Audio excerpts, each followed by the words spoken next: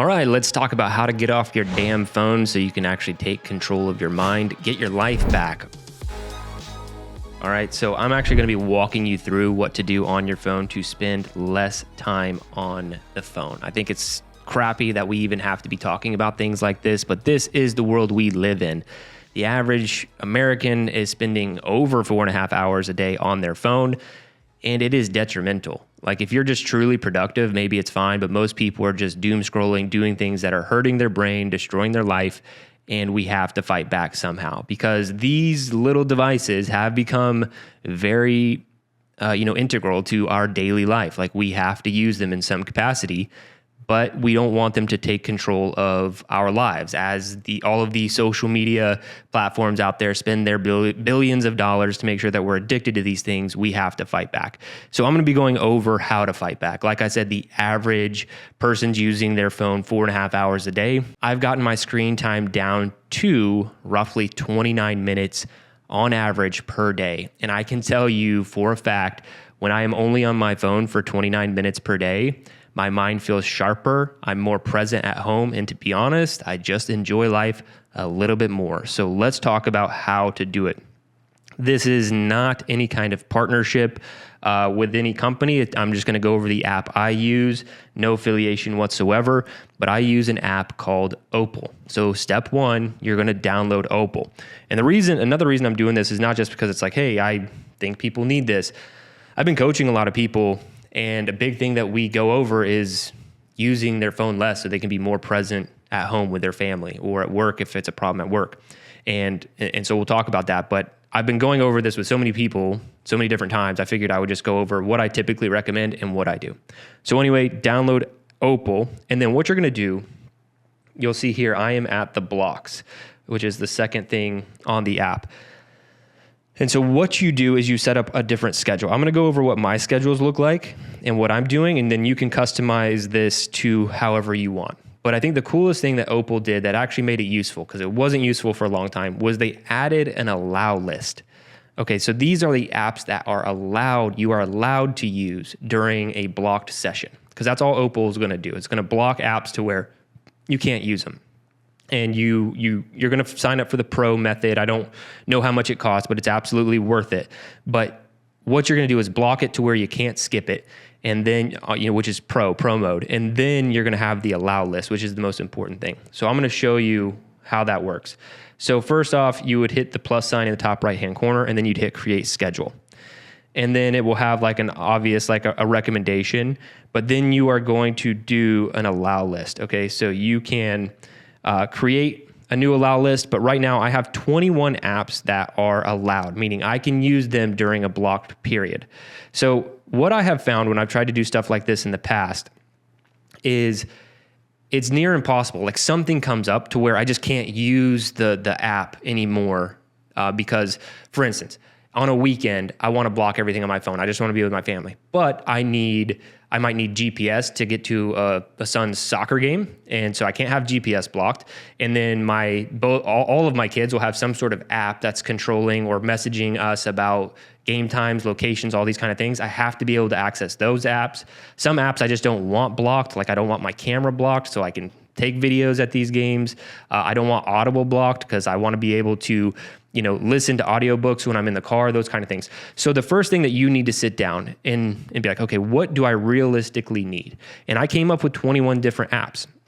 And it's going to be different for you, right? So I have all these kids messaging apps for sports. I have my camera. I want to be able to check the weather. I want to be able to do GPS. I want Audible. I want Spotify so I can listen to music or podcasts, when I'm in my truck. So what it came out to being was 21 different apps. And none of them are like super distracting, anything like that. I just have apps that I allow. And one of them I actually allow is Instagram. I do allow Instagram because I use it a lot for work, but I also have tight parameters on that. So that's the first thing that you need to do for Opal to be effective, because it won't be effective if you just block everything, you go nuclear.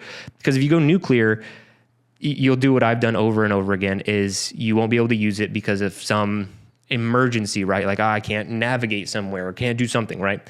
So anyway, how I have mine set up, the weekdays, I allow full access to my phone during my workday, whether that's, from when I wake up until 4 p.m., which is when I start to go hang out with my kids, my family, or whatever.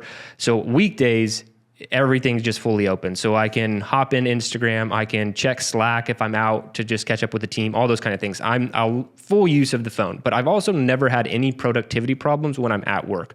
When I'm working, I'm good. I can focus on my computer. I have no intentions. I don't want to touch my phone. I don't need to. So for me, during the workday has never been an issue. So keep that in mind for you. My weekday block on Opal is 4 p.m. to 10 p.m. I never really go to bed after 10 p.m. So I just straight up can't use my phone post work except for the apps that I feel like I just absolutely need, which are really basic. It's going to be, like I said, navigation, camera, the very basics. That's my weekdays. Now, like I said, I allow Instagram on weekdays and weekends for 30 minutes. And I've actually been taking that down. I've been thinking about taking that down because I've never actually once hit 30 minutes on Instagram with that block. But I am actually using Instagram for business, trying to post more, trying to build a personal brand, as I've talked about a lot on this podcast. So I allow the usage of Instagram. It's on the allowed list, but then I put a second block in place where I'm only allowed to use Instagram for 30 minutes per day. Like I said, I think I'm going to bump that down to 15 because realistically, if you are using Instagram just as a business tool, you can access it in your desktop browser if you actually need to be messaging people for business or whatever. And then at the same time, how much time do you really need if you're using it for business to just go post a couple things, post some stories, post your content for the day or whatever, and then get out of the app? Because anything you're doing beyond 30 minutes is doom scrolling. That's just consuming. You're being a consumer. You don't want to do that. So then that's a second block. Now on the weekends, I just block everything from 4 a.m. until 10 p.m. And you see my weekend block right here.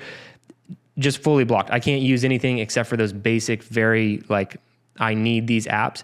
And that's where you have to go back and forth and learn. And I've had to build up my list over time. And I do not delete Opal off my phone. I don't allow anything like that. What I do is I'm just like, crap, I really needed that app. And I write that down. And then I adjust my allow list to allow that one. But what you have to watch when you do this is your actual screen time. Like I said, mine's at around 29 minutes average per day. I'm happy with that. If I had a big allow list and my screen time was up to 2 hours, I'm like, you're allowing too much crap. You're allowing too many different things. And so ultimately you have to decide what your allow list is and make sure it makes sense. But this is something I've been coaching with people for the last several months, and it's really over the last year, and it's becoming more and more of an issue because, like I said, all of these social media platforms out there, they are spending billions of dollars to make sure that we're addicted and we want to be glued to their apps and to the screen, and you got to fight back. We are in that time period of life where you just have to. And you could say, you know what, I'm just going to use discipline, or I'm just not going to check my phone, but that's not working out for most people. And I know for me, I used to be a master at not using my phone ever. Talking about 5-6 years ago, I just didn't use it, put it in a drawer, never really checked social media apps. But then kind of the Trojan horse was I started to use social media more for business. I started to post more, started to do more things online for business. So in my mind, I was justifying the use of these apps for business purposes. But what happened? More and more, I started to use it more and more. I started to do a little bit of doom scrolling, or a little extra check here, a little extra check there. And it just slowly worked its way into my life to where my screen time was starting to balloon up, and I didn't like it. And like I said, I feel less mentally sharp whenever I am using my phone too much. I feel less present, and I don't enjoy life as much. And I don't think that's phone specific. I think that's social media specific. So trying to stay off of all of those platforms, I highly, highly encourage you to do. But at the end of the day, you have to protect your mind. And this is a great way to get your life back. Set in some hard parameters. You have to pay for Opal Pro. I don't get $1 of that, so I'm not pitching it. But you have to do the lock that does not allow you to skip it. There is no skipping. There is nothing. You just have to ultimately do the harder thing and do not check your phone. Don't allow any skips, and do not delete the app. They actually have a portion of the app where you can say, hey, no deletion allowed. I've never used that because I have enough willpower to not ever have to delete the app. Hopefully you find this helpful. Get off your damn phone, focus, be present with your family, try harder.